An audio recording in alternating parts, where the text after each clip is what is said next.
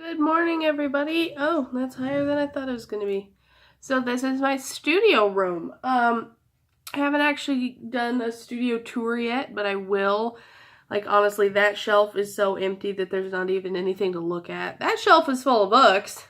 So that's basically the only thing that's actually put together in here. I've got a little ocean altar right there and some roses and stuff. But I will, when I get more stuff to put in here, then I will show you this painting table, and I'll show you when the shelf is full so that there's actually something to look at. So today I thought we'd talk about actually coming out of the broom closet and then kind of finding your authentic self. So for me, there wasn't really much of a coming out story for the broom closet, at least, because I don't really talk to my family that much.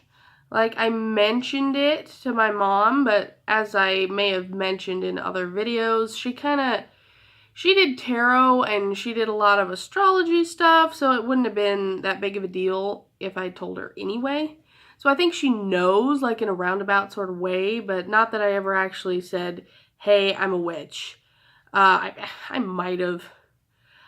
We don't really talk. I haven't actually had a conversation about it with her, I don't think ever.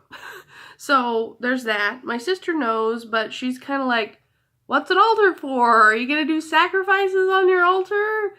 I'm like, I mean, not human sacrifices. I'm like, here's a cup of tea. I do that. So she knows, and then I have 4 other brothers and sisters, and I don't think they care enough that they're still, like, all under 18, so I don't think they really care. My extended family, I don't think has any idea. I used to actually, when I was in college, I used to go to youth group with the Mormons, and there was a lot of fun and whatnot, but I'm pretty sure they have no idea, and I didn't even know at the time. That was a couple years ago, and I had no idea. I knew I wasn't Mormon.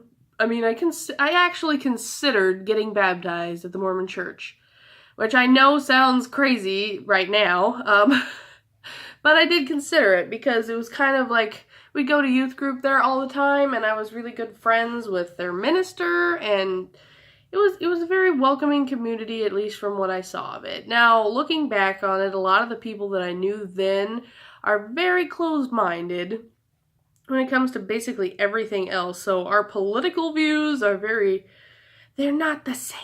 And a lot of the reason that I don't, like, engage with people like that is because of, not necessarily it's all political views, but a lot of their political views are also very immoral. So, yeah, beside the point. So, yeah, my grandparents have no idea. Presumably the people I went to youth group with have no idea. I actually used to work in a Catholic summer camp, and I was kind of Catholic up there too, which, like I say, I know sounds really weird. I kind of fit into every group I'm introduced to. So I've been with Mormon people, I've been with Catholic people, just doing youth group, and I would go to their prayers and I would pray. Now, that's a little bit more of a story. And I'll get to that probably in another video about religion, because it was only recently that I switched my faith over to completely being, polytheistic. And that's a way longer story than I am prepared to talk about today. So, that'll probably be the next video, but that'll be 4 days from now. So, as far as that goes, yes, I don't think many people know. If they come to my channel and they see me, they're gonna know.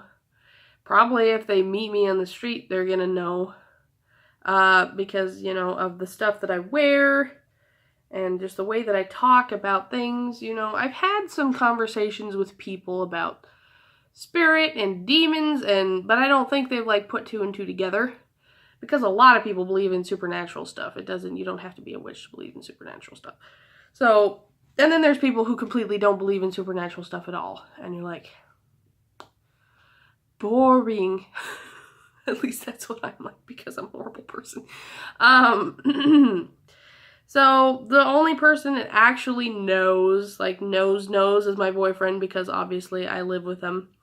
So, and I don't even think I brought it, like I don't know that I ever brought it up. I just like started unboxing my boxes of candles and crystals and my tarot cards, and I bought him a tarot deck. He wanted a tarot deck. We went into a witch shop, and I was like, can we go in the witch store? Can we go in the witch store? Can we go in the witch store?